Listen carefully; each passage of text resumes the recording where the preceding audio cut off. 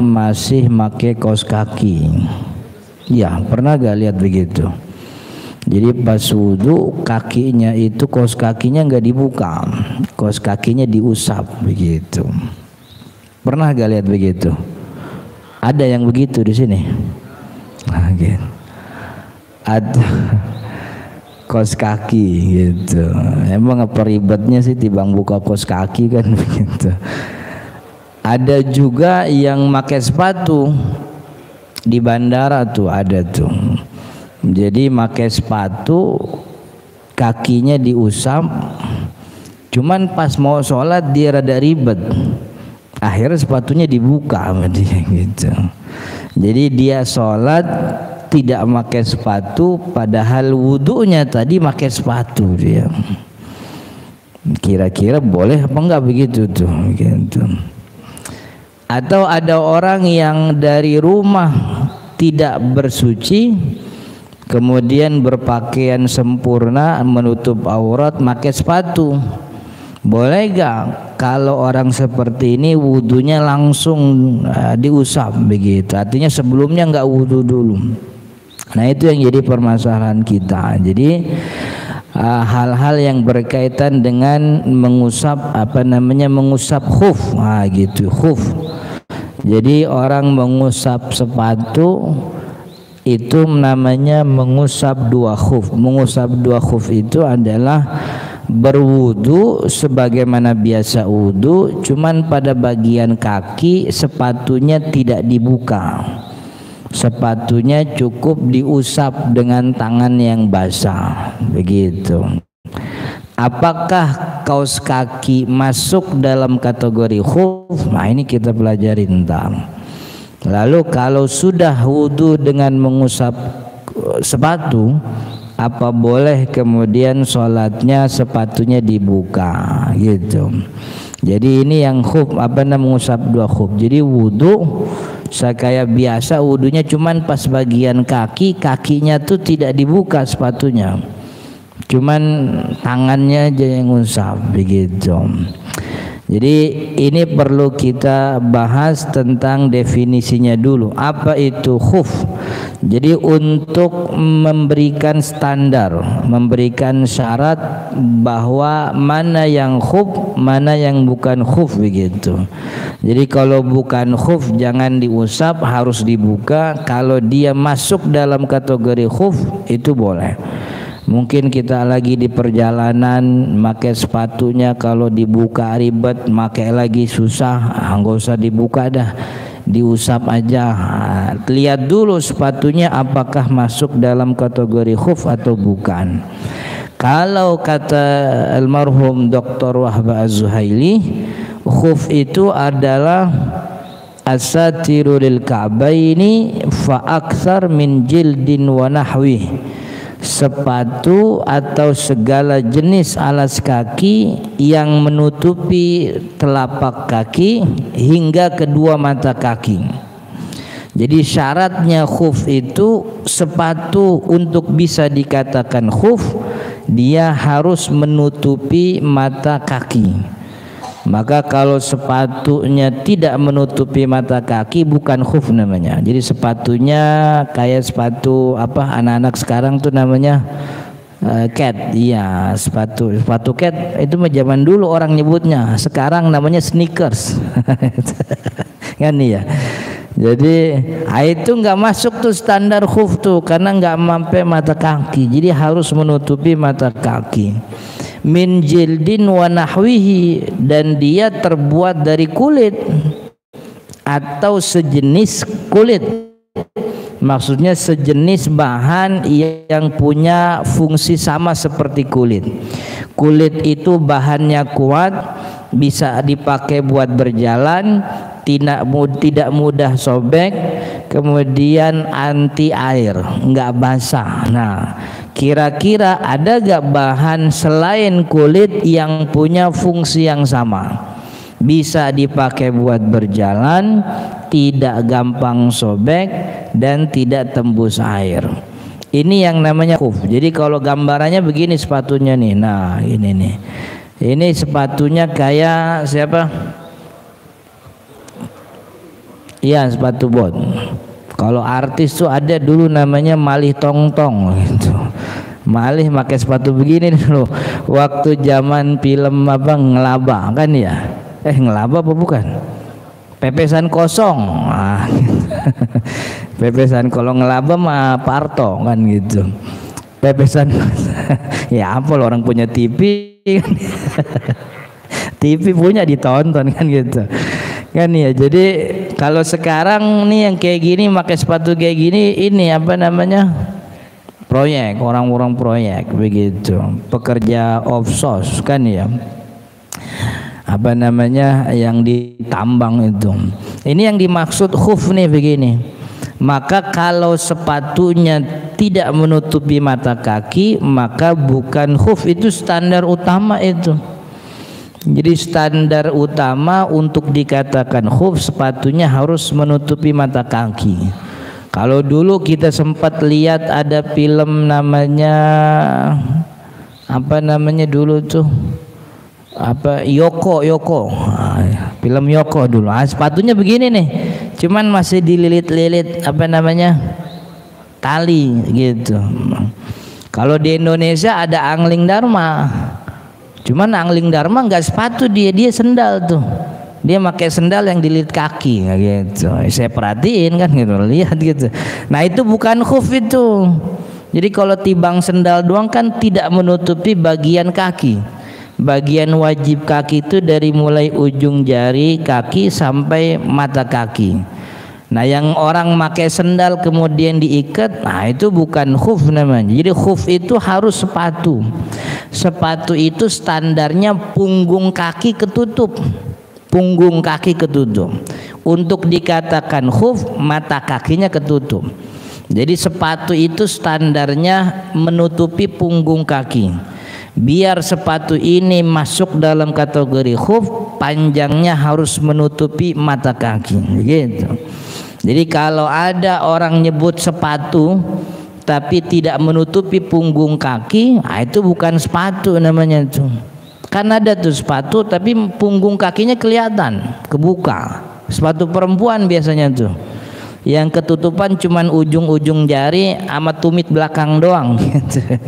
Orang nyebutnya sepatu, iya gitu. Jadi sepatu tuh begitu. Maka kalau tidak menutupi punggung kaki ya bukan sepatu. Nah untuk dikatakan khuf, dia harus sepatu yaitu menutupi punggung kaki dan sepatunya harus sampai mata kaki panjangnya. Itu baru dikatakan khuf gitu. Maka kalau dari definisi ini sebenarnya kaos kaki ini susah nih masuknya nih kan gitu. Ntar kita jelasin. Siapa sebenarnya yang mula-mulain bilang kaos kaki boleh diusap gitu. Ntar kita jelasin. Kemudian syariatnya, pensyariatan. Kalau syariat khuf ini banyak, hadisnya banyak. Ini salah satunya. Kata Sofwan bin Asal, Nabi Muhammad SAW memerintahkan kita idza kunna safran an lan nanzi'a khifafana salasata ayyamin. Memerintahkan kita untuk mengusap sepatu kita bila kaki kami dalam keadaan suci selama 3 hari 3 malam.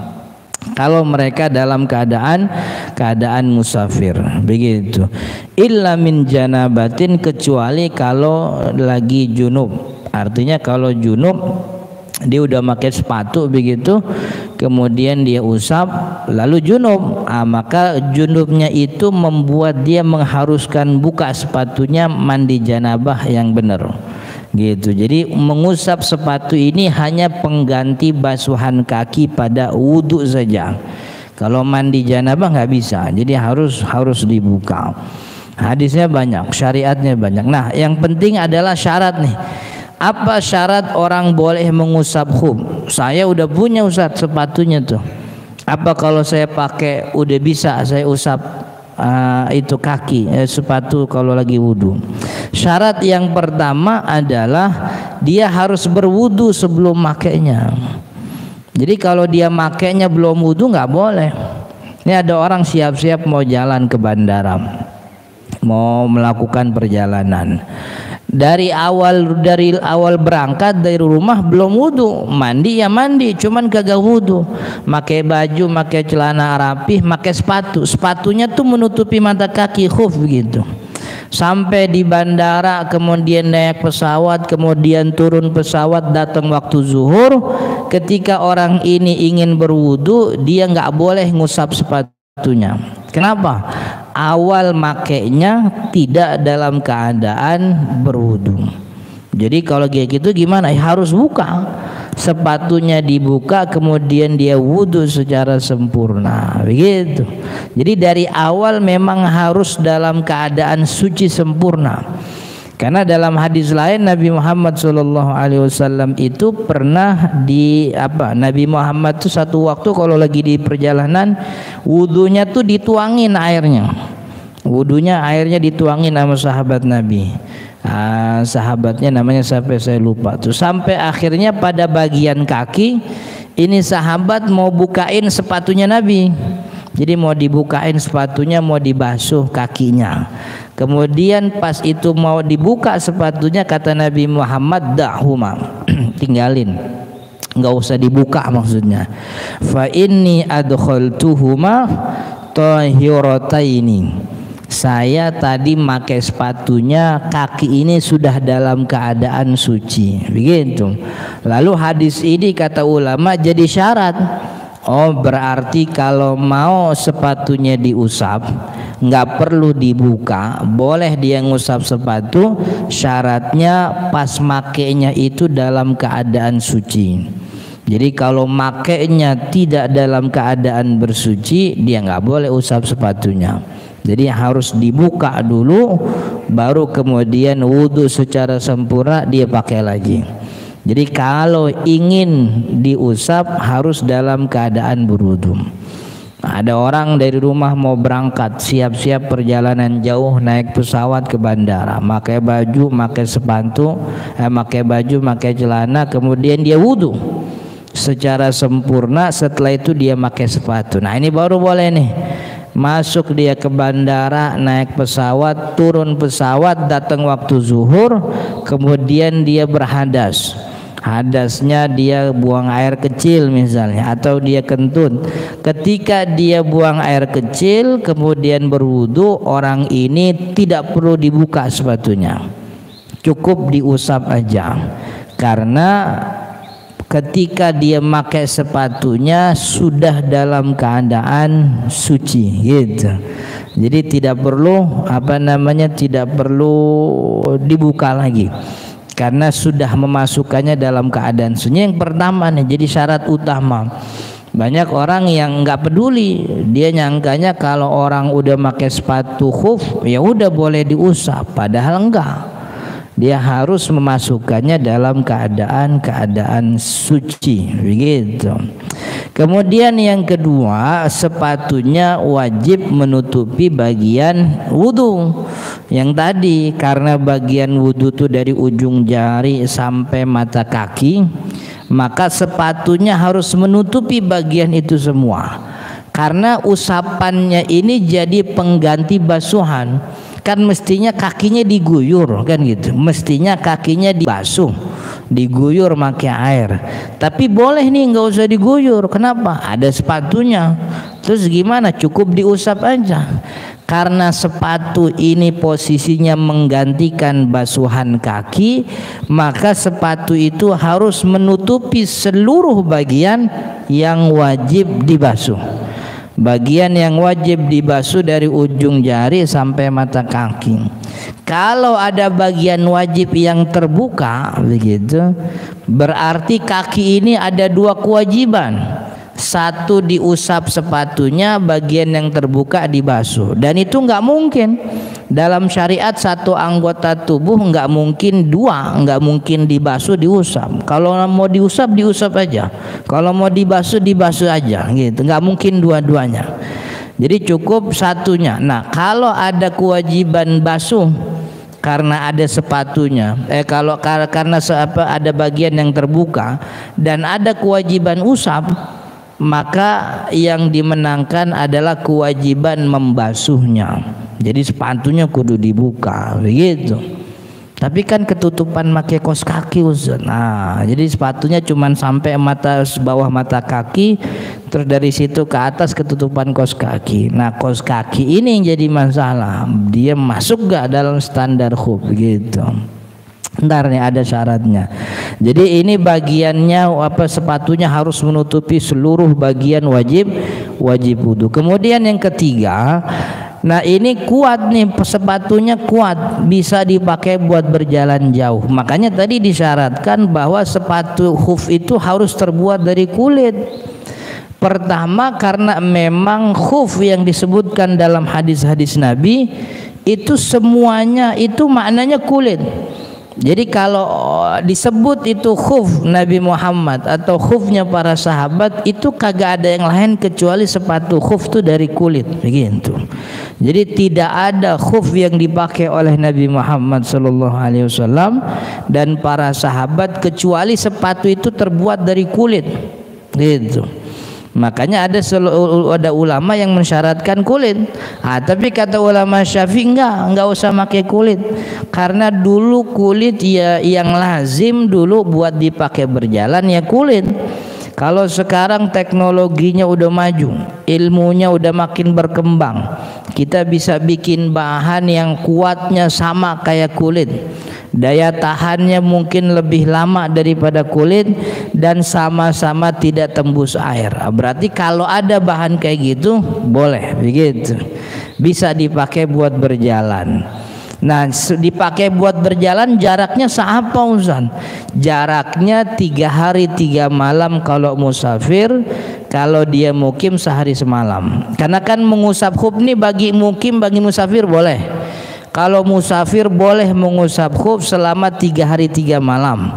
Kalau mukim boleh juga. Jadi dia nggak kemana-mana, di rumah pakai patu mulu boleh, nggak apa-apa gitu. Di rumah baru beli patu baru kan gitu, dipakai kemana, ke dapur pakai, kasur pakai, boleh itu. Dia nggak usah dibuka kan. Gitu.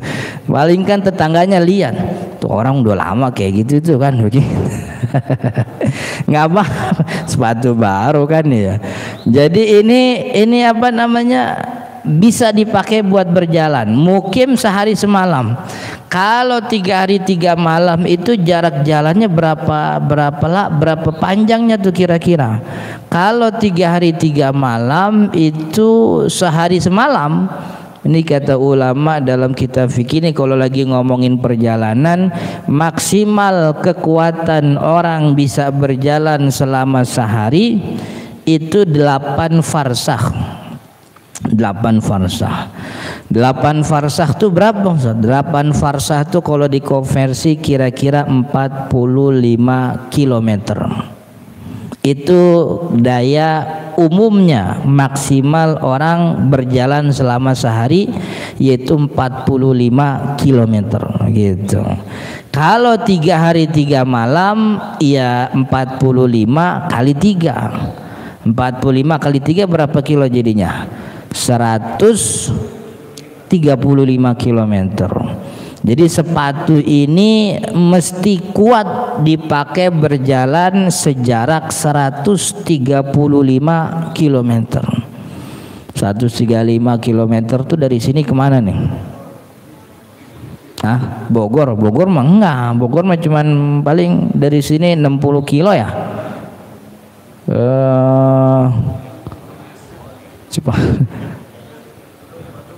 Bandung ya, iya bisa Bandung tuh. Ini tolnya mana sih sini? Tolnya bandara ya. Dari tol bandara ke Anyer ke Serang tuh dapat tuh. Serang Barat apa Serang Timur tuh? Serang Barat tuh kan udah 90 kiloan. Berarti sampai Merak, begitu.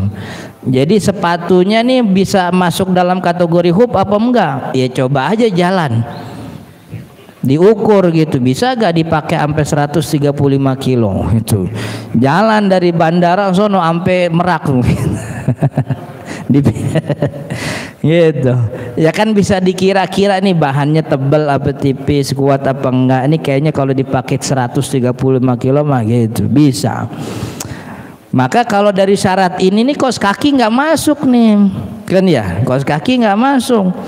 Karena kaos kaki ini jangankan buat sampai 135, di rumah kita pakai kaos kaki bolak-balik aja udah bolong gitu. Dan fungsi alas kaki di dalam berjalan itu adalah menghindari kaki dari kesakitan berjalan. Itu kan di jalanan ada kerikil, ada kecil-kecil pasir, ada batu kan begitu. Itu fungsi alas kaki itu untuk menahan kaki dari kesakitan berjalan. Kaos kaki kira-kira bisa nggak itu nanganin kesakitan kaki? Kan nggak bisa itu. Makanya kaos kaki ini pakai standar ini udah nggak nemu nih, nggak bisa dikatakan sebagai khuf gitu. Dan dulu Nabi Muhammad kalau jalan kemana-mana ya pakai khuf, kagak pakai kaos kaki gitu. Tahu saya juga nggak tahu dulu kaos kaki udah ada apa belum gitu. Yang ada ya khuf itu, sepatu kulit. Tapi emang zaman dulu, zaman Nabi itu khufnya itu kulit, tapi di dalam kulit itu ada apa sih? Kalau bahasanya tuh ada bahan dalamnya lagi. Kalau kayak kita pakai baju batik tuh, itu di dalam batik tuh biasa ada dalaman lagi tuh tipis tuh, puring, nah gitu. Jadi zaman dulu khufnya Nabi itu memang ada puringnya, jadi dalamnya ada puring. Makanya ulama membahas bagaimana kalau sepatu luarnya robek tapi puringnya tidak robek gitu. Atau sebaliknya, puringnya robek, sepatunya tidak robek. Itu jadi masalah bagi sebagian ulama. Karena puringnya itu tidak lagi berfungsi sebagai khuf karena bahannya berbeda. Makanya kata ulama kalau dia sobek kemudian terlihat puringnya tidak berfungsi sama seperti sepatu, ya berarti khufnya batal gitu. Jadi kuat bisa dipakai buat berjalan. Maka sepatu yang tipis ya, kayak sepatu perempuan tuh, itu kan nggak bisa dipakai sampai 135 kilo tuh. Kan sepatu perempuan tipis banget, tipis. Udah gitu punggung kaki nggak ketutup tuh, kan ada tuh sepatu yang ketutup ujung jari doang sama belakang kaki tuh gitu. Tapi nyebutnya sepatu. Orang juga pada mau belinya begitu. Kan ya. Kalau saya ogah tuh beli sepatu, bukan sepatu tuh namanya tuh. Tahu namanya apa gitu. Biasa. Kan ya. Kalau selama masih mending sampai punggung kaki. Ini kan cuman jari-jari kaki doang ketutupan gitu. Jari-jari kaki doang. Makanya disebut sepatu. Jadi ini salah satu standarnya tuh. Jadi kulit bisa dipakai buat berjalan jauh seukuran 135 km. Kalau dia mukim, dia cukup bisa dipakai berjalan 8 farsah, 45 km. Itu syarat yang ketiga. Syarat yang keempat adalah tidak berlubang. Artinya kalau dalam waktu pemakaian kemudian dia sobek, kesangkut, bolong, ya berarti khufnya batal. Nanti datang waktu sholat dia wudhu harus dibuka, karena standar khufnya udah hilang tuh, syaratnya udah hilang. Jadi syaratnya tuh selama dia pakai, selama jangka waktu 3 hari 3 malam musafir, sehari semalam mukim tuh nggak boleh bolong, harus tetap utuh begitu, tidak boleh sobek. Kalaupun ada lubang itu dibolehkan hanya seukuran tali saja. Jadi kan ini butuh diikat nih. Ngikatnya gimana? Ya dilobangin. Maka kalau dilobangin khusus untuk tali nggak ada masalah begitu. Jadi kayak sepatunya itu dulu ya, siapa namanya, Yoko kan gitu, talinya muter-muter gitu. Jadi nggak buru. Nah yang penting lagi bahwa terbuat dari benda suci. Maksudnya kan ada kulit yang dijadikan sepatu tapi dari kulit najis. Apa kulit yang najis? Kulit anjing dan juga kulit babi gitu. Seluruh hewan yang ada di muka bumi ini kalau dia mati jadi bangkai, kulitnya bisa dimanfaatkan jadi suci kalau disamak. Disamak tuh bahasa apa? Bahasa pabriknya tuh di tanning gitu. Jadi saya dulu pernah diajak sama apa namanya, kalau samak zaman dulu kan orang kampung kan rendem pakai air garam panas. kemudian diangkat, digosok sampai gajinya tuh lepas kan ya, gajinya lepas, lemaknya lepas, kemudian dicuci lagi, jemur kan gitu, jadi beduk tuh gini zaman dulu gitu. Kalau sekarang kan pakai pabrik, masuk ke pabrik digiling tuh pakai mesin gede banget, keluar masuk lagi begitu. Dulu saya pernah diajak sama teman saya tuh masuk pabrik yang ngolah kulit hewan. Dulu waktu itu ceritanya yang pas lagi saya datang tuh kulit yang lagi diolah tuh kulit ular sama kulit buaya. Jadi tas, jadi sepatu, jadi macam-macam. Yang ngajak anak kecil, yang ngajak saya namanya Unyil gitu. Itu saya nonton di laptop si Unyil waktu itu. Ini ya. Jadi laptop si Unyil waktu itu kunjungan ke pabrik itu, pabrik sepatu, pabrik bahan kulit hewan. Itu gede banget mesinnya. Ini kulit yang masih busuk, masih mentah, masuk ke mesin digiling. Kemudian berasap tuh, itu asap tahu panas tahu dingin tuh asap tuh gitu kan. Kan kalau dingin juga berasap kan gitu. Keluar itu dari mesin, masuk lagi digiling sampai 3 kali itu masuk gilingan. 3 kali masuk gilingan baru dijemur, besokannya baru bisa digunting-gunting, dijahit begitu. Nah, itu seluruh kulit hewan kalau disamak suci, bisa dimanfaatkan. Kulit beruang, kulit buaya, kulit ular semuanya, kecuali kulit anjing dan babi. Kenapa kulit anjing dan babi tidak bisa jadi suci kalau disamak? Karena anjing dan babi najisnya najis aini. Najis aini itu najis karena dianya sebabnya najis gitu. Nih gini, ada singa. Ustadz, itu singa najis apa enggak? Suci. Kenapa Ustadz dia suci? Soalnya hidup gitu. Semua hewan kalau hidup tuh suci. Nanti singanya mati, berantem dia sama temennya, mati. Ketika mati ditanya, Ustadz itu singa suci apa najis? Najis. Kenapa singanya najis? Tadi kan suci. Singanya tadi suci gara-gara hidup. Sekarang najis. Kenapa najis? Karena jadi bangkai gitu. Jadi hewan itu semuanya suci kalau lagi hidup, tapi dia jadi najis kalau jadi bangkai. Kenapa bangkai? Karena hilang ruhnya. Itu hidupnya, ruhnya yang bikin dia jadi suci udah kagak ada, maka jadi bangkai, jadi najis gitu. Kalau anjing babi nggak bisa begitu. Ustadz, itu babi suci apa enggak? Najis gitu. Tapi kan hidup Ustadz. Iya, dia najis. Kenapa dia najis? Karena dia babi begitu. Iya, jadi babi itu kalau di tanah najisnya kenapa? Ya enggak kenapa-napa, karena dia babi begitu. Anjing kenapa najis? Karena dia anjing begitu. Itu namanya najis. Najis aini. Najis aini. Apa namanya? Ada bocah nanya sama mamanya, "Mak, mau sholat, kain mana?" gitu. "No, gua lagi jemur." gitu. "Yang kering mana?" "Itu yang kering ada tuh." Kata mamanya, "Jangan dipakai. Kenapa? Itu kain najis." Kata mamanya begitu. "Emang kenapa mak kain najis?" "Tadi kejatuhan kencing gitu. Tadi ama ade lu dikencingin begitu." Yang bisa dibersihin dari najis kainnya apa kencingnya? Kainnya bisa gak dibersihin dari kencing? Kencingnya bisa gak kita bikin jadi suci? Kencing mah najis. Itu namanya najis aini, kagak bisa disuciin. Yang ada kudu dibuang, dihilangin begitu. Ini kain suci, ketempelan najis, kainnya kita bersihin, najisnya hilang. Nah kayak gitu tuh. Jadi anjing itu ya beneran najis, jadi nggak bisa disuciin. Kenapa? Karena dia najis begitu. Tapi kalau hewan yang lain tuh suci. Seluruh hewan di muka bumi kalau dia hidup suci, kecuali anjing dan babi. Karena anjing dan babi itu najisnya najis aini. Tapi kan Nabi Muhammad bilang yang najis tuh air liurnya aja kan ya? Kan ada hadisnya tuh.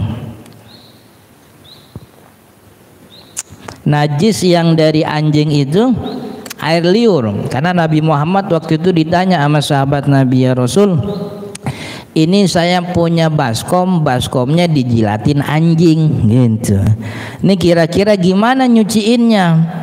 Kata Nabi Muhammad, cuci 7 kali bilasan, salah satunya dengan tanah. Hadis itu lagi ngomongin jilatan anjing. Kata Nabi Muhammad, cuci 7 kali, berarti jilatan anjing najisnya najis besar. Mana buktinya kalau sebadan-badan anjing itu najis? Gini buktinya. Makhluk hidup itu ada 2 jenis yang dikeluarkan dari badannya. Pertama, ada sesuatu yang keluar dari badan makhluk setelah melalui proses perubahan, namanya kotoran. Masuknya telur, keluar dari badan kita, telur lagi apa enggak? Bentuknya apa? Bentuknya udah bukan telur lagi, udah kagak enak dilihat, mana bau lagi kan begitu. Kenapa itu? Karena sudah ada proses perubahan nih di kita punya badan, diolah sama badan kita, dikeluarkan begitu. Dari yang bentuknya enak jadi nggak enak, ini namanya kotoran.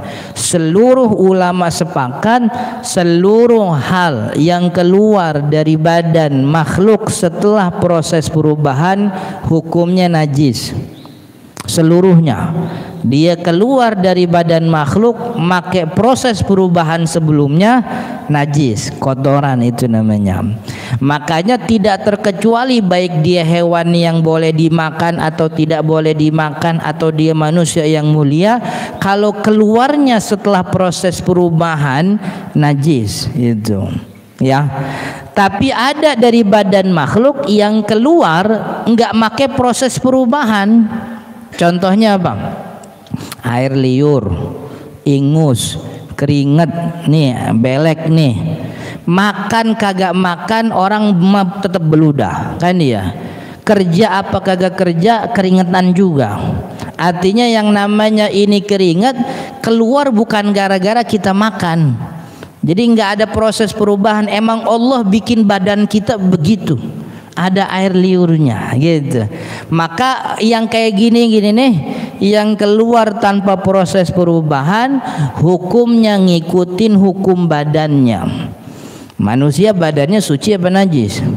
Suci, berarti air liurnya suci gitu. Nah, air liur suci itu. Walaupun rada jijik juga kita ngelihatnya kan gitu, suci itu gitu. Ini keringat suci, air mata suci. Nah, itu anjing, Nabi Muhammad bilang air liurnya najis. Padahal air liur keluar dari tubuh makhluk tanpa proses perubahan. Kalau air liurnya najis berarti badannya najis apa suci? Najis gitu tuh. Jadi yang bilang anjing najis itu bukan ulama Syafi'i, Nabi Muhammad itu yang bilang. Nah, kita nurutin kaidahnya begitu. Kan ulama mikir, emang kenapa sih kotoran dibilang najis kan begitu. Dicari alasannya, oh begini gini. Oh berarti yang kayak gini mah nggak najis. Karena Nabi Muhammad pernah nih minum. Waktu itu Nabi Muhammad lagi ngumpul bareng, ada di antara yang ngumpul tuh orang Arabi. Arabi itu orang Arab Baduy. Orang Arab Baduy. Orang Arab Baduy itu maksudnya dia belum muslim. Nabi Muhammad minum susu unta. Ketika udah beres minum tuh gelasnya diputerin, gelasnya diputer. Yang dapat duluan orang Arabi karena dia ada di sebelah kanan Nabi, diputer. Sampai akhirnya dapat Sayyidina Abu Bakar. Sayyidina Abu Bakar ada di sebelah kiri Nabi gitu.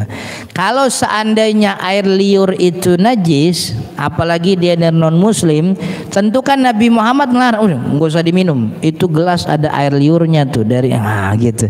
Tapi air liur suci begitu. Air liur suci. Berarti kenapa kok kan sama-sama keluar dari tubuh makhluk? Kenapa yang ini suci, kenapa yang ini najis? Akan dicari tuh. Oh, sebabnya ini perubahan ini. Yang awalnya bentuknya cakep, ada telur, ada bayam ijo-ijo, kan begitu. pas anggurnya juga menor-menor warnanya kan begitu, mangganya kuning manis, pas keluar kenapa jelek banget kan gitu. Oh udah diolah dirubah, oh yang ini najis nih, kenapa diolah duluan gitu. Air liur mah nggak najis, kenapa kagak ada proses olahan, nggak ada perubahan, emang begitu badan makhluk. Nah gitu, maka ini ngikutin hukum badannya. Kalau air liur dihukumi najis, oh berarti emang badannya najis itu. Badannya emang najis. Makanya ulama Syafi'i bilang anjing sebadan-badannya najis. Tapi miara boleh. Boleh kalau miara mah. Cuman miaranya jangan di dalam rumah. Nggak usah diajak tidur juga, nggak usah diajak makan kan ya. Makan ngajak anjing gitu. Ya, ntar anjing ngajak siapa kalau makan? Udah diajak orang gitu. Nggak apa. Kalau miara boleh, miara buat jagain rumah boleh. Kita punya sawah boleh, kita punya kambing nih, ternak dijagain sama anjing boleh nggak? Orang sahabat Nabi dulu punya anjing buat berburu kok gitu. Ini urusan punya miara sama urusan najis beda begitu. Jadi kalau najis mah najis, kalau miara boleh, ya cuman jaga aja. Makanya kalau mau ngurusin anjing misalnya pakai baju khusus yang itu bisa dilepas, artinya kalau nanti beres-beres yang najis cuman bajunya doang, badannya enggak kena, kan begitu kan bisa. Orang dulu corona aja bisa pakai baju hazmat kan ya. Ya anjing juga bisa begitu. Malah lebih masuk akal anjing daripada corona. Corona belah sini ditutup, ini jalanan katanya corona, tapi belah kanan kagak ditutup gitu. Ini kan lucu. Ini lurus corona, kanan kagak ada corona berarti gitu. Lucu gitu. Lucu dulu kalau nginget dulu. Mana darurat sampai 2 tahun lagi. Darurat apaan 2 tahun gitu. Darurat mah sekali-kali aja darurat begitu. Sampai 2 tahun mah dibikin darurat namanya itu. Jadi kulit harus terbuat dari benda suci. Anjing dan babi nggak boleh. Maka kalau ada orang saya pernah ke toko mana tuh di Ambasador tuh Kuningan Jakarta Selatan, itu ada toko yang pinter. Jadi etalase sini dinamain tuh pig skin, kulit babi begitu. Jadi dinamain biar orang kagak beli yang muslim. Jadi kalau kita misalnya punya nih sepatu kulit babi atau tas kulitnya kulit babi, kulit anjing, ya maka segera dijual gitu. Segera dijual, duitnya buat apa? Duitnya sedekahin buat yatim, buat sosial lah begitu. Kenapa nggak boleh dimiliki Ustaz? Karena najis. Barang najis itu tidak bisa dimiliki. Kepemilikan najis itu tidak sah dalam syariat. Jadi duit yang kita pegang dari hasil jualan najis itu kan najis tuh kita jual, itu kagak bisa kita milikin. Itu duitnya ibaratnya masih jalurnya haram. Gimana biar halal? Sedekahin, tapi bukan di jalur ibadah, di jalur sosial. Kayak nyumbang jembatan, nyumbang aspal jalanan, nyumbang panti asuhan. Tapi kalau buat ibadah ke masjid sedekah mah jangan. Buat nyumbang maulid jangan, nggak boleh begitu. Itu sama kayak hukumnya duit hasil ribaan begitu. Ini riba kalau dibalikin ke bank dia yang enak kan begitu. Kalau kita ambil haram, kita ambil manfaatin buat kepentingan sosial, bukan kepentingan ibadah gitu. Jadi ini harus terbuat dari benda suci. Nah, soal kulit saya udah punya buku nih, judulnya Sepatu Kulit Babi. Nah, ini bisa di-download di sini nih. Linknya tuh. Ntar lah kita kirim linknya yang hidup begitu. Atau di sini nih shortcutnya. Kemudian masa aktif, syarat udah terpenuhi nih, makainya dalam keadaan suci, sepatunya menutupi mata kaki, kemudian kuat bisa dipakai buat berjalan. Saya boleh ngusap sepatu sampai berapa lama Ustaz? Kalau dia musafir boleh sampai 3 hari 3 malam. Kalau dia mukim sehari semalam. Nah, ngitungnya mulainya tuh bukan dari dia make. Jadi misalnya di hari Senin jalan nih, Senin pagi habis subuh dia make, hitungnya bukan dari itu tuh. Ngitungnya sejak mulai hitungannya adalah hadas pertama setelah make. Ini contoh, katakanlah ia memakai khuf sejak waktu zuhur di hari Rabu. Sepanjang hari itu dia tidak berhadas sampai malam hari dan tidur. Nah, tidur itulah hadas pertamanya setelah memakai khuf. Maka hitungannya mulai di subuh hari Kamis, gitu.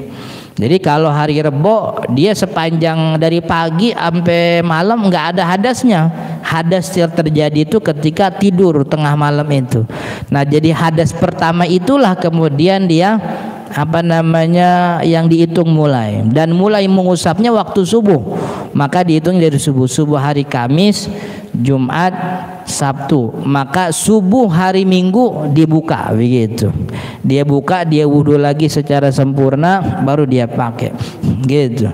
Ini kalau perjalanan jauh berhari-hari, jadi mulainya itu sejak hadas pertama, bukan sejak make. Dia make hari Senin di subuh.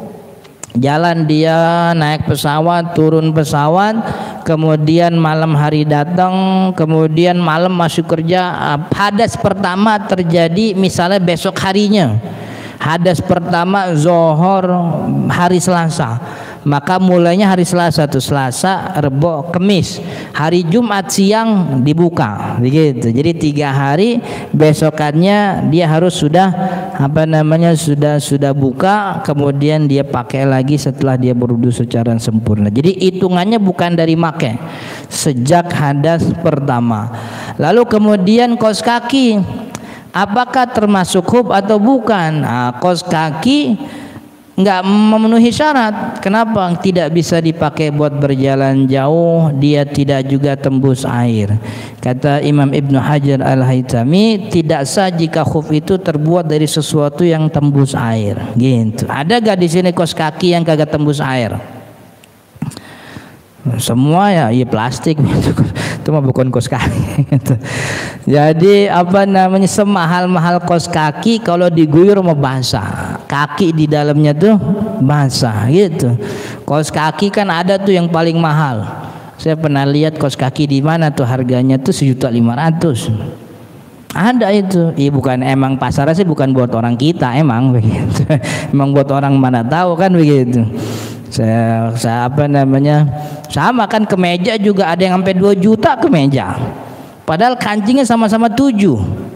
Kancing sama-sama 7, bahannya juga sama. Ini saya pikir kemeja 2 juta kalau masuk mesin cuci, mesin cucinya kali ngerusak begitu. Ternyata bisa juga digiling itu. Itu kemeja 2 juta masuk ke mesin cuci, bisa itu dia muter. Kirain kalau 2 juta tuh mesin cucinya kagak bisa muter gitu. Jadi kaos kaki juga sama, itu tidak bisa pakai buat berjalan jauh, tidak tembus air. Makanya ini tidak bisa dikatakan sebagai khuf gitu. Lah itu orang-orang ada Ustaz yang pakai khuf itu, pakai khufnya kaos kaki. Apalagi kalau kita umroh tuh ya. Kita umroh, kita haji, ada tuh. Bukan orang Indonesia sih kebanyakan. Tapi udah mulain orang Indonesia juga ada yang kayak gitu. Jadi kaos kaki gak dibuka, diusap aja. Orang yang mengatakan kaos kaki itu sebagai khuf itu ada Imam Ahmad bin Hambal, mazhab Hambali. Di dalam kitab Imam Ibnu Qudamah ulama Hambali punya kitab namanya Al-Mughni. Dalam kitab Al-Mughni disebutkan bahwa adanya riwayat bahwa beberapa sahabat Nabi mengusap jawrob, namanya jawrob. Jawrob itu kalau terjemahan modern sekarang artinya bener kaos kaki gitu. Cuman saya ragu nerjemahin jawrob kaos kaki itu, saya ragu gitu. Itu yang di kitab itu, makanya saya nggak pernah ngampanyein, maksudnya nggak pernah promosiin. Bolehlah kalau kaos kaki gitu kan. Kalau wudhu nih nyentuh perempuan batal, tapi kalau lagi tawaf kan rada susah nih, nggak batal. Kita pakai pendapatnya Imam Ahmad, kita boleh itu nyampein pendapat yang kayak gitu. Tapi kalau pendapat kayak gini nih masih ragu nih, bener gak jawrab yang di dalam kitabnya Imam Ibnu Qudamah itu artinya kos kaki? Jangan-jangan waktu nulis jawrab tuh Imam Ibnu Qudamah tuh punya bayangan jawrab tuh ya begini begitu zaman itu, bukan kayak kos kaki sekarang gitu. Karena disyaratkan jawrab itu bisa dipakai buat berjalan, dan kos kakinya jawrabnya itu tidak boleh melorot gitu. Berarti kayaknya bukan kos kaki tuh, kayaknya ada nama lain, barang lain yang orang sana nyebutnya jawrab. Karena ini kan soal bahasa nih. Jangankan kita sama orang Arab, kita sama orang Malaysia aja lamanya sama, artinya beda itu. Kita nyebutnya mobil di Malaysia nih HP nih, mobile kan gitu. Itu kita nyebutnya kereta tuh yang ada relnya, di kereta mobil katanya kan begitu. Ini ya, saya punya guru tuh diundang sama dubes Malaysia di Kuningan, Jakarta Selatan. Datang tuh orang dubes ke rumah Ustadz, insya Allah kita akan jemput Ustadz untuk kegiatan kami di kedubes. Jadi maksudnya minta tausiah, minta ceramah begitu. Ya udahlah, hari haknya ditentuin tanggal sekian. Nyampe hari H, Ustadznya di rumah nunggu. Kan katanya dijemput, kan ya dijemput. Nanti kita akan jemput Ustadz kan begitu. Orang Malaysia di kedubesnya nunggu-nunggu, Ustadz kagak datang-datang. Akhirnya ditelepon, Ustadz posisinya di mana gitu. Lah saya mah di rumah, kan nunggu dijemput katanya gitu. Oh bukan Ustadz, maksud saya jemput itu ngundang gitu. Orang Malaysia jemput itu artinya ngundang, mengundang. Kita jemput artinya beda, kita itu jemput artinya nyamperin gitu kan ya. Ntar aneh jemput itu namanya ntar aneh samperin, nah begitu. Itu kalau jemput Malaysia namanya mengundang kan gitu. Kita menjemput seluruh para hadirin untuk datang. Apa ya dijemput atau enggak, itu artinya mengundang kan gitu. Itu kita sama Malaysia aja udah beda, apalagi kita sama orang Arab yang bilang jawrab. Makanya saya nggak pernah tuh bilang bolehin itu, maksudnya nggak pernah nyuruh. Tapi kalau dikatakan jawrab kos kaki gitu, saya ragu begitu, takutnya salah begitu. Jangan-jangan pas nulis jawrab tuh Imam Ibnu Qudamah punya pikiran ini jawrab nih maksudnya jawrab itu begitu, bukan jawrab yang kemudian diterjemahkan oleh kita jadi kaos kaki begitu. Karena kaos kaki itu kan salah satu hikmah kenapa ada syariat khuf ini. Pertama kan untuk efisiensi perjalanan, maksudnya biar kagak ribet. Karena yang namanya khuf itu sepatu yang makainya susah, bukanya ribet begitu. Makainya lama, bukanya susah. Kalau ini diwajibkan buka sepatu, pakai sepatu setiap waktu sholat, ini ngerepotin orang safar. Karena dia ini butuh ibaratnya jalan terus. Nah kos kaki itu tidak memenuhi hikmah itu. Orang kos kaki tinggal disereletin doang kan gitu, lihat buka kan. Jadi nggak ada susahnya orang buka kos kaki. Jadi itu soal kos kaki. Jadi kalaupun pernah kita ngelihat ada orang kos kakinya diusap, berarti ngajinya bukan sama saya kan gitu. Kalau sama saya masih omelin, gak boleh kan. Kan ya. Lalu apa yang membatalkan khuf? Jadi batal itu maksudnya wajib dibuka. Ada 3. Pertama, masa waktunya habis, 3 hari 3 malam selesai, dia wajib buka, wudu lagi sempurna. Yang kedua, junub. Nah tadi dia masalah tidur lagi tidurnya mimpi basah, udah begitu wajib dibuka, dia mandi janabah. Yang ketiga, sepatunya terlepas 1 atau 2. Ini nih, jadi kalau udah ngusap sepatu kemudian dia lepas mau sholat, batal itu wudunya. Kan basuhan kaki ada di sepatu. Kalau sepatunya dilepas itu kayak orang wudu belum nyampe kaki udah sholat gitu, kagak sah sholatnya gitu. Ada yang nanya waktu ngaji gini, San, saya beberapa kali begitu, San. wudunya pakai sepatu tapi pas sholat buka, terus ya kagak gimana tinggal dikodo aja gitu. Dulu berapa kali sholat kayak gitu tuh, kayaknya mah 5 hari ya 5 hari kodo gitu, karena sholatnya tidak sah. Sholat tidak sah sebab toharohnya tidak sah. Jadi wajib dikodo. Wallahu ta'ala alam, mudah-mudahan bermanfaat. Perasaan ngomong udah lama, jam 6 belum nyampe nih gitu. Oke, kita buka tanya jawab dan diskusi. Kalau ada yang mau bertanya silahkan. Hadanallahu wa iyyakum ajma'in. Assalamualaikum warahmatullahi wabarakatuh.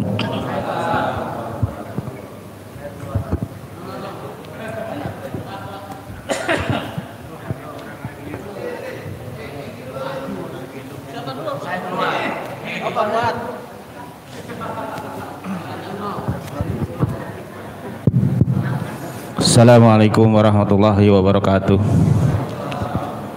Pak Ustadz, tadi kan sudah diurai mengenai khuf.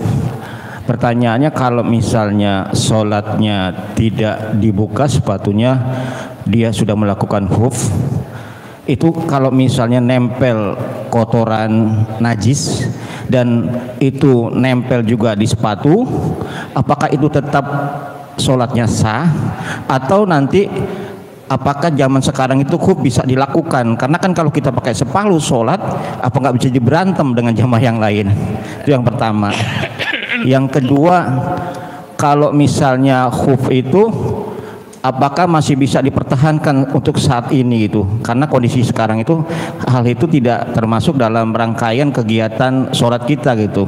Seperti tadi misalnya di dalam musola atau dalam masjid itu kan pakai sekarang itu misalnya ada karpet gitu yang mengumumkan untuk kotoran nempel di tempat itu.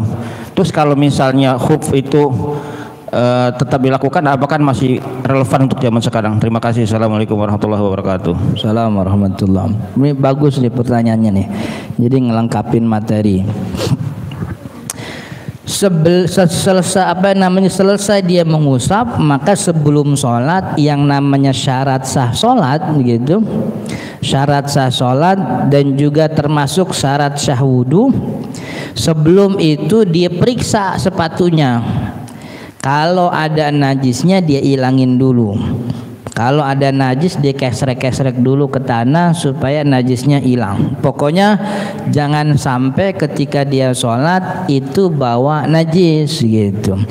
Kalau urusan wudunya sah, wudunya mah sah kan gitu. Karena yang namanya wudu ketempelan najis mah kagak batal. Nih kita wudu nih dari rumah, kemudian lagi jalan ada tai burung nemplok di sini nih, wudunya batal apa enggak?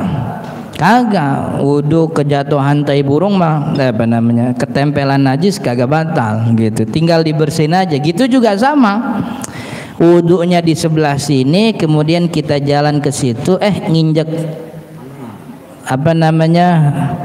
nginjek kotoran, ya tinggal diilangin, dibersihin, dikusrek-kusrek begitu. Nah, tentu karena ini sholatnya pakai sepatu, maka ini tidak bisa dilakukan di dalam masjid gitu.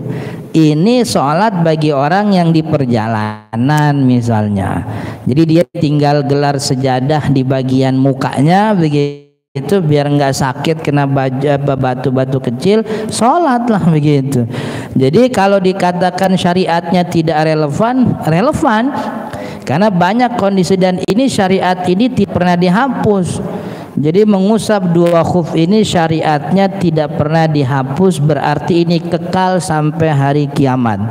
Dalam kondisi kita menemukan badan kita ini tidak mungkin meraih masjid karena terlalu jauh atau terlalu lama, kita butuh perjalanan cepat buru-buru, ya udah sholat di lokasi gitu. Gimana caranya? Sepatunya diusap dengan syarat tadi udah wudu. Jadi ini memang tidak bisa dilakukan di sembarang tempat.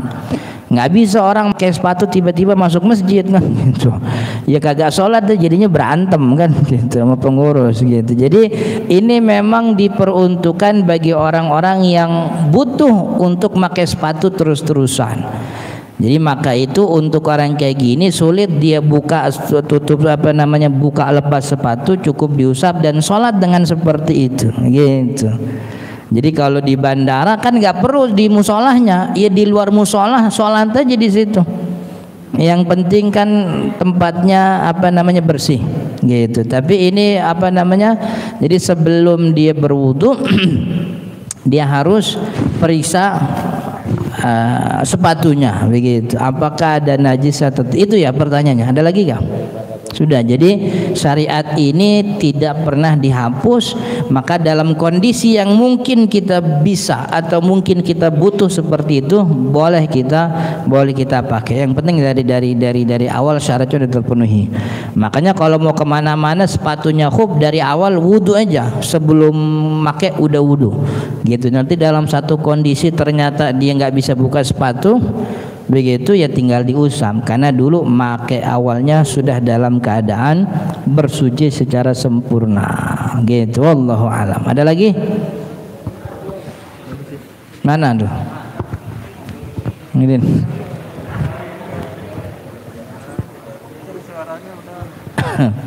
Assalamualaikum warahmatullahi wabarakatuh. Assalamualaikum warahmatullahi wabarakatuh. Pak Ustadz, tadi Pak Ustadz membahas masalah hewan yang mengeluarkan kotoran itu najis.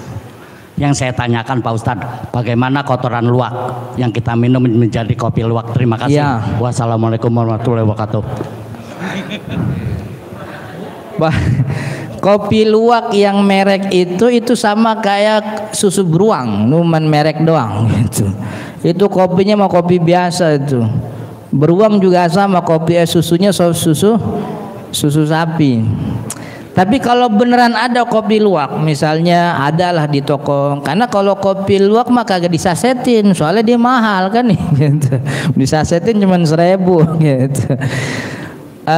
Kalau ada kopi luwak, gimana Ustaz? Kan tadi gini nih, yang keluar dari tubuh manusia ada dari tubuh makhluk hidup nih ada 2. Ada yang sebelumnya proses berubah dulu, ada yang nggak pakai berubah. Biji kopi yang dimakan sama luwak itu berubah apa enggak di dalam badannya luwak? Enggak. Maka itu syaratnya. Jadi syarat kopi luwak jadi halal tuh setelah dimakan luwak dia keluarnya utuh. Kata Imam Nawawi dalam Al-Majmu', model hewan makan biji-bijian kemudian dikeluarin lagi itu dari dulu udah ada. Makanya kata dia, idza akalatil bahimatu habban wa kharajat minha sahihan. Kalau ada hewan yang makan biji-bijian kemudian keluar dari hewan tersebut sahihan, keluarnya utuh. Sahih itu masih kayak awal. Bihaitsu iza zuri'a nabat, bahkan kalau ditanam lagi bisa tumbuh. Fahuwa tahirun, ini biji hukumnya suci gitu. Illa ayyugsala limula masatin najasah, cuman kudu dicuci karena nempel sama kotorannya luwak sama najis. Jadi kopi luwaknya emang utuh. Maka kalau keluar dari luwak udah pecah, najis tuh gitu. Makan nih luwaknya dikeluarin, pecah itu najis tuh. Pokoknya yang masih suci adalah yang tidak ada perubahan gitu. Sama kayak kita kan dulu kadang-kadang bocah main gundu ditampol mental masuk mulut kan gitu. Ketelan, besok pagi keluar lagi dia tuh. Lewat bool kan. Ditadangin itu najis apa suci? Suci. Orang gundunya masih utuh kecuali gundunya udah pecah. Berarti lambungnya lambung Superman ini dia gitu. Itu gundunya suci, cuman dilap-lapin aja gitu. Ini kalau dikeluarinnya utuh. Jadi makanya saya nggak tahu proses kopi luwak tuh apa semua yang keluar dijadiin kopi apa dipilih-pilih, saya nggak tahu. Pokoknya syaratnya yang suci itu yang keluar dalam keadaan utuh, karena dia tidak memenuhi syarat najis. Syarat najis itu berubah, dia nggak memenuhi itu. Makanya pas dia keluar hukumnya suci begitu. Oke. Kopi luwak. Ayah, ada lagi? Assalamualaikum warahmatullahi wabarakatuh. Assalamualaikum warahmatullahi. Ustadz, kalau seorang ibu berwudu dengan memakai jilbabnya, nah begitu mengusap rambut itu hanya diusap jilbabnya, bagaimana Ustadz? Demikian. Assalamualaikum warahmatullahi wabarakatuh. Sebenarnya kalau solusi biar tidak buka hijab begitu, kan pala yang wajib diusap itu. Jadi kan semuanya dibasuh nih, muka dibasuh tuh diguyurin air, dialirin air, muka, tangan, kaki. Kalau pala mah nggak dibasuh, pala cukup diusap. Usap tuh tangannya basah. Nah bagian wajib yang diusap tuh kan pala. Pala nih dari tempat tumbuh rambut sampai atas tengkuk, ini pala nih. Ini semuanya sampai belakang ini pala. Maka biar kagak usah buka hijab, sebenarnya gampang. Tangannya udah basah, tangannya masuk ke dalam hijab, kepok aja nih belakangnya nih, gitu. Ini udah cukup, gitu. Nggak usah ditoyor-toyor, nggak usah. Gitu. Diginin aja. Karena ini sudah memenuhi standar ngusap kepala. Karena kepala nih dari mulai tempat tumbuh rambut sampai apa tengkuk di atasnya, kalau leher bukan tuh, gitu. Ini pala nih. Terus gimana Ustadz kalau orang di atas kerudung? Kalau kerudungnya rada tebel, tangan yang basah kan nggak nyampe pala itu, basahnya airnya nggak nyampe pala, begitu. Saya khawatir ini basah tangannya terlalu tipis, airnya terlalu sedikit, jadi diusap di atas kerudung kagak nyampe pala, gitu. Maka kalau emang modelnya mau begitu, basahinnya rada banyakan, gitu. Ya lepek, ya makanya itu jangan begitu. Lepek kan ya, makanya tangannya masuk aja ke dalam kerudung, usap nih bagian belakang, gitu. Itu udah cukup.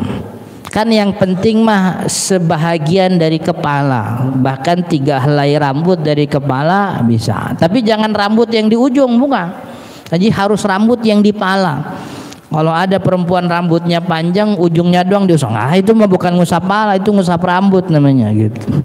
Jadi harus ngusap kepala. Jadi kalau dia pakai di atas kerudungnya tidak ada masalah kalau tangannya ini basahnya cukup tebal, jadi airnya bisa masuk ke pala. Tapi kalau airnya dikit begitu, hijabnya cukup tebal, jadi kan nggak masuk. Maka tangannya aja yang dimasukin, kemudian usap bagian belakangnya. Oke. Wallahu alam. Ada lagi? Sudah cukup.